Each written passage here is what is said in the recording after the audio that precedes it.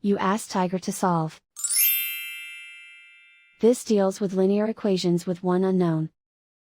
The final result is x equals 1. Let's solve it step by step. Group all x terms on the left side of the equation. Subtract 5x from both sides. Group like terms.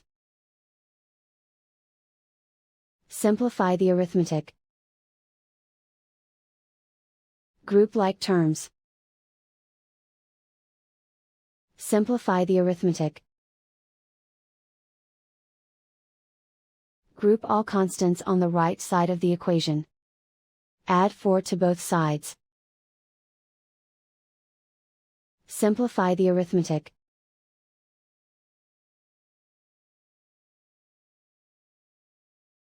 Isolate the x. Divide both sides by -2.